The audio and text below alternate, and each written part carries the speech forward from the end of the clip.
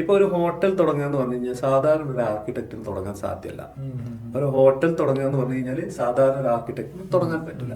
അപ്പൊ അന്ന് തന്നെ ഞങ്ങളൊരു ഹോട്ടൽ കൺസൾട്ടന്റ് വന്നു കഴിഞ്ഞാലാണ് എവിടെ കിച്ചൺ വേണം, എവിടെയാണ് എന്താ പറയാ ഹൗസ് കീപ്പിംഗിന്റെ ഓഫീസ് വേണ്ടത്, GM ഏത് ഭാഗത്തിരിക്കണം, ഫ്രണ്ട് ഓഫീസ് ഏത് ഭാഗത്തായാലും കൂടുതൽ അട്രാക്ഷൻ ഉണ്ടാവുക, ഇതെല്ലാം പറയേണ്ടതും അതുപോലെ തന്നെ ഇതിന്റെ എന്താ പറയാ ഒരു ഓപ്പറേഷൻ ടൈമിലുള്ള ഒരു പ്രവർത്തനത്തിന് ആവശ്യമായിട്ടുള്ള ലൊക്കേഷൻ തരംതിരിക്കുക, അതിന്റെ മെഷർമെന്റും അതിന്റെ ഏരിയകൾ എത്ര വേണം, എവിടെയാണ് കിച്ചണിൽ നമുക്ക് അവിടുത്തെ എന്താ പറയാ കിച്ചൺ സാമഗ്രികളൊക്കെ വെക്കേണ്ടത്, ഇതൊക്കെ തീരുമാനിക്കേണ്ടത് ആരാണ്?